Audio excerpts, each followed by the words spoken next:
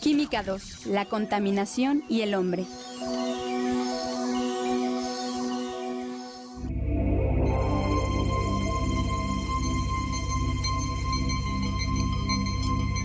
Bienvenidos al curso de Química para segundo grado. En este segundo bloque les mostraré algunos de los cambios que el hombre ha provocado en el medio ambiente y el factor negativo que se refleja en la contaminación. La química juega un papel fundamental tanto en el deterioro ambiental, pero también en alternativas para disminuirla. Veremos y analizaremos la contaminación del aire y del agua. El agua es el principal componente de nuestro cuerpo y el aire es donde tomamos oxígeno para llevar a cabo infinidad de reacciones que ocurren en nuestro interior. Preparemos agua de limón. En un vaso con agua ponemos azúcar y el jugo de un limón. Al probar nos sabe raro. El vaso no estaba bien lavado y el sabor cambió. Podemos decir que está contaminado. Tiene algo más por lo que no nos gusta. Podemos decir que existe contaminación cuando se agrega un material extraño e indeseable que deteriora su calidad, como en el ejemplo del agua de limón. Lo mismo ha ocurrido en el aire y en el agua. Se han introducido elementos que alteran la composición natural. Se ha deteriorado. Se denomina aire a la mezcla de gases que constituye la atmósfera terrestre. El aire permanece alrededor de la Tierra por la acción de la fuerza de gravedad. La atmósfera está constituida por 5 capas que no están completamente delimitadas: la troposfera, la estratosfera, la mesósfera, la ionosfera y la exósfera. La troposfera mide aproximadamente 12 kilómetros. Es la que se encuentra justo arriba de la corteza terrestre. Es ahí donde se desarrolla principalmente la vida. Ahí vivimos nosotros. Además, en ella ocurren los fenómenos meteorológicos como los vientos. En ella se forman las nubes y se inician las tormentas y ciclones. La estratosfera es una capa que se extiende unos 50 kilómetros por arriba de la troposfera. En ella se localiza una capa de ozono que nos protege de la radiación ultravioleta del Sol. El aire es esencial para la vida en el planeta. Nosotros y muchos organismos tomamos del aire compuestos indispensables para sobrevivir. El aire está constituido principalmente por el nitrógeno en un 78% y un 21% de oxígeno. El resto, tan solo el 1% es una mezcla de muchos componentes como vapor de agua, ozono, dióxido de carbono, hidrógeno y algunos gases nobles como el criptón y el argón. Una buena calidad del aire es vital para poder realizar nuestras actividades, sobre todo el ejercicio que nos mantiene en buenas condiciones. ¿Pero qué sucede en las ciudades? El aire que respiramos ya tiene otra composición. La combustión de gasolina genera en el proceso moléculas que van al aire. También, la industria vierte al ambiente muchos gases que lo contaminan. El problema se agrava en la Ciudad de México, porque las condiciones topográficas no permiten la dispersión de los contaminantes. Estos se van acumulando hasta llegar a concentraciones que son riesgosas para la salud de los habitantes, en especial para aquellos con problemas respiratorios. La contaminación del aire es uno de los problemas ambientales más importantes. Pero, ¿cuáles son esos contaminantes? Se les clasifica en primarios y secundarios. Los contaminantes primarios son aquellos que permanecen en la atmósfera sin alterarse. En términos químicos, decimos que no reaccionan, es decir, se quedan sin cambios. Destacan los óxidos de azufre, el monóxido de carbono, los óxidos de nitrógeno y los compuestos orgánicos volátiles como los hidrocarburos y el benceno. Por otro lado, los contaminantes secundarios son aquellos que se formaron por cambios químicos, por ejemplo, aquellos que son resultado de reacciones entre contaminantes primarios. Podemos mencionar los oxidantes fotoquímicos y el ozono. Son millones los coches que circulan en las ciudades. Todos generan gases contaminantes. Por el escape del automóvil sale el producto de la reacción de combustión de la gasolina. A veces es muy evidente, pero aún en los coches que parece que no contaminan, se están liberando al aire moléculas indeseables. Ante la gravedad del problema desde hace varios años, se implementó en las grandes ciudades el programa de verificación vehicular, como una medida para aminorar las emisiones de gases a la atmósfera y hacer conciencia en los dueños de automóviles de mantenerlos en buen estado y así contribuir a tener una mejor calidad del aire.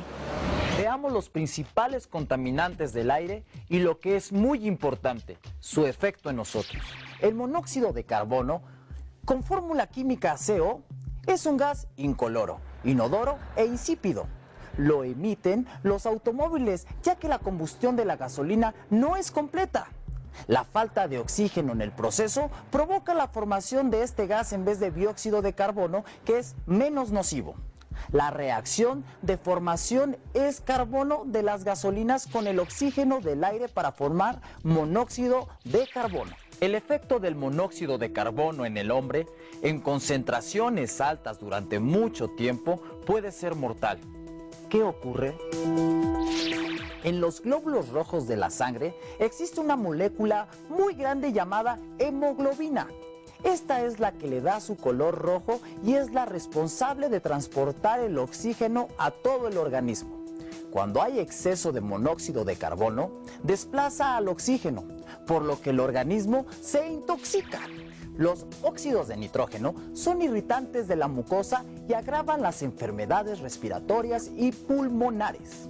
Además, estos contaminantes primarios reaccionan con el agua del ambiente produciendo ácidos corrosivos que posteriormente caen sobre el suelo en forma de la conocida lluvia ácida. Las nubes ácidas pueden viajar grandes distancias y afectar ecosistemas lejanos. Otro efecto dañino es la reacción que se lleva a cabo en el aire junto con los hidrocarburos y la energía solar para producir ozono. El ozono de la estratosfera nos protege de los rayos ultravioleta, pero en la troposfera, capa donde vivimos, es perjudicial. En los vegetales limita su crecimiento y su función fotosintética. En nosotros puede provocar enfermedades respiratorias y cardiovasculares. El dióxido de azufre, también conocido como anhídrido sulfuroso, se forma en la combustión de gasolina. Y aunque en el proceso de refinación se le quita parte del contenido de azufre, todavía queda un residuo, como los óxidos de nitrógeno. Esta molécula reacciona con el agua y forma ácido sulfúrico que también contribuye a la lluvia ácida. Los hidrocarburos que no se queman se emiten al aire. Ahí reaccionan con los óxidos de nitrógeno en presencia de la luz solar. El término smog se refiere a una condición particularmente alta de contaminación en ambientes urbanos, que ocurre cuando las condiciones de clima producen una masa de aire estática. El término más correcto es smog fotoquímico, debido a las reacciones fotoquímicas que ocurren en él. La reducción del smog requiere que los ingredientes indispensables para su formación sean eliminados de las emisiones de los automóviles o por lo menos minimizados. Los convertidores catalíticos están diseñados para reducir drásticamente los niveles de dos de los ingredientes principales del smog, los óxidos de nitrógeno y los hidrocarburos, pero es fundamental el buen mantenimiento de los vehículos. Otra consecuencia de las emisiones de contaminantes al ambiente es que la inversión térmica se vuelve peligrosa. La inversión térmica se presenta sobre todo en invierno en ciudades rodeadas por montañas. Consiste en que el aire frío queda atrapado a nivel de la superficie por una capa superior de aire caliente.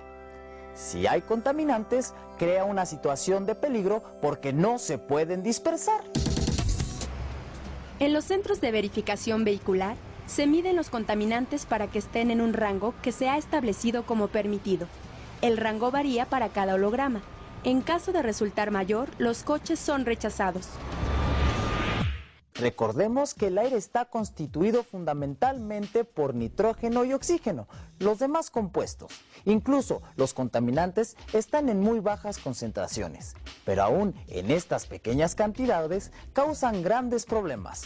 Para determinar estas concentraciones muy pequeñas de gases en la atmósfera, se utiliza una medida conocida por sus siglas ppm, que quiere decir partes por millón. Para calcularlo, se debe tomar en cuenta que las ppm son los gramos presentes del compuesto en un metro cúbico. Y ahora pasemos al agua, que también ha sido contaminada por la acción del hombre. A pesar de llamarse tierra, el agua ocupa alrededor de 3/4 partes del planeta. En nosotros, los seres humanos, el contenido de agua en el organismo está entre 70 a 80% dependiendo de la edad. Preparemos varias mezclas con agua. Pongamos en una este polvo para preparar agua de sabor. En otro ponemos este medicamento de uso común. En este otro pongamos café en polvo. Al agitarlos, observamos una de sus propiedades fundamentales, el poder que tiene de disolver muchos compuestos. Recordarás que el agua está formada por 2 átomos de hidrógeno y 1 de oxígeno. El agua es incolora, inodora e insípida. Tiene la propiedad de disolver muchísimas sustancias. De hecho, se le considera como un solvente universal. Por ello, es casi imposible tener agua pura. Para obtenerla, debe pasar por un proceso de destilación. Es tan grande su poder de disolver que si dejamos agua destilada en contacto con el aire, después de un rato, algunas moléculas del aire se han disuelto en el agua. Seguramente has oído decir que el agua en algunos lugares es dura. Entonces, cuando te bañas, el jabón casi no hace espuma. ¿A qué se debe esto? Existen muchos tipos de agua dependiendo las sustancias que están disueltas en ella. Por ejemplo, tenemos el agua dura que contiene grandes cantidades de calcio y magnesio.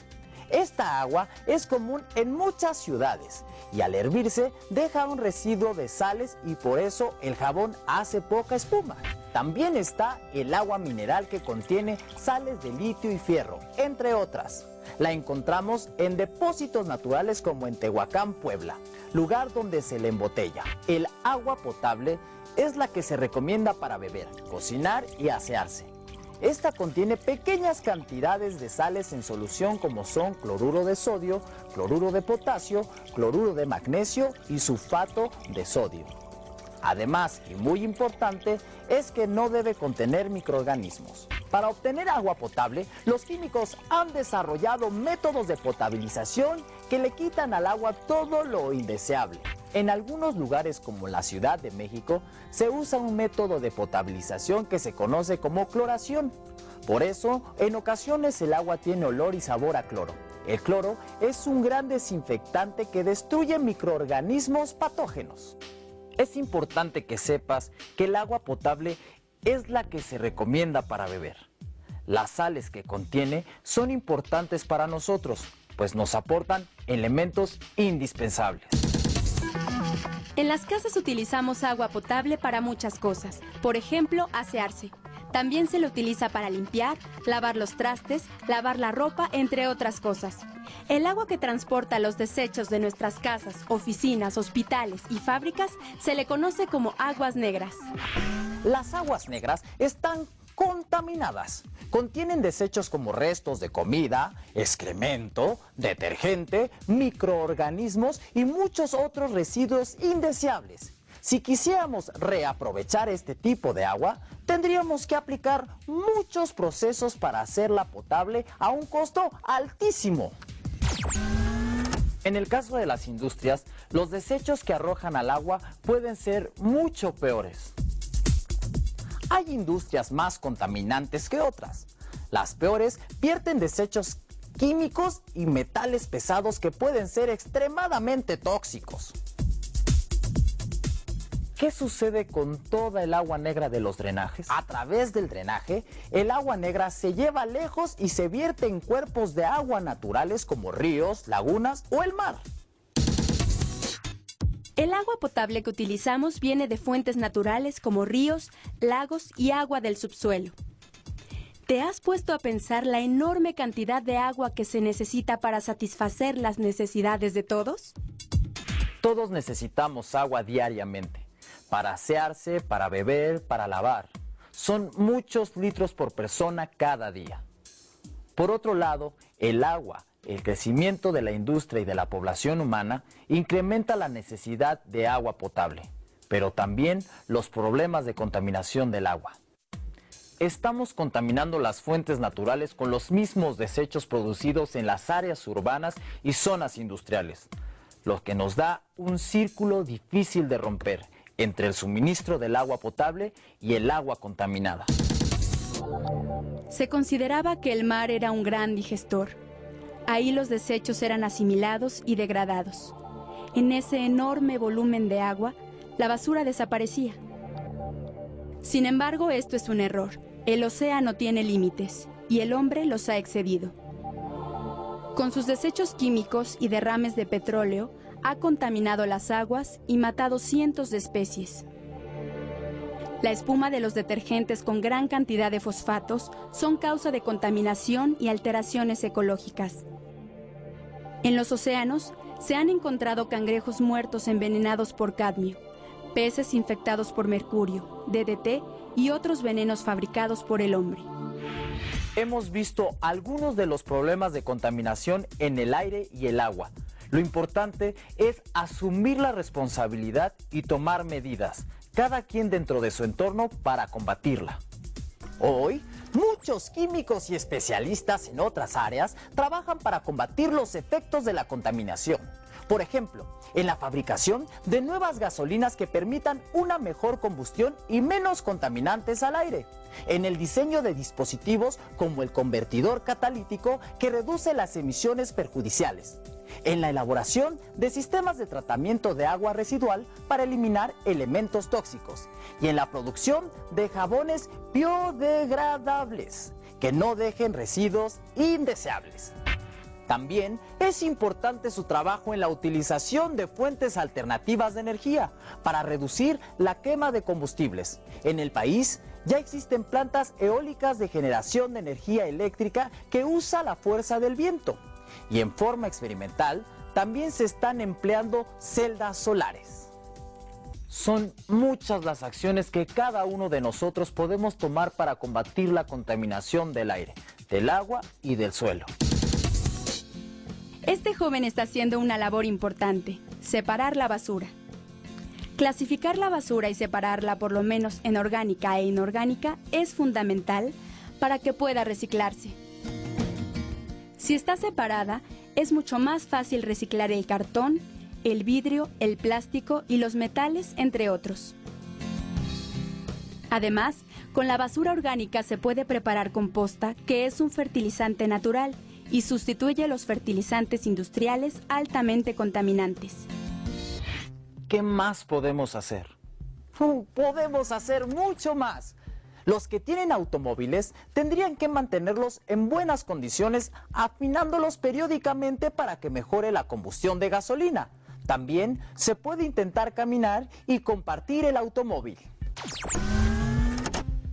Con estas sencillas acciones podemos ayudar para que haya menos compuestos contaminantes en el aire. También hay mucho que podemos hacer para contaminar menos el agua. Debemos cuidarla usando la menor cantidad posible, bañándonos en menos tiempo. Nunca dejarla correr sin aprovecharla. Además, es importante no tirar basura en ríos y lagos, porque parece que el agua se lleva todo, pero en algún lugar se concentra y causa contaminación. En este bloque vimos algunos aspectos de la contaminación del aire y del agua. Tú puedes encontrar muchas maneras de contaminar menos. Cualquier esfuerzo es importante, porque cualquier daño al medio ambiente nos afecta a todos.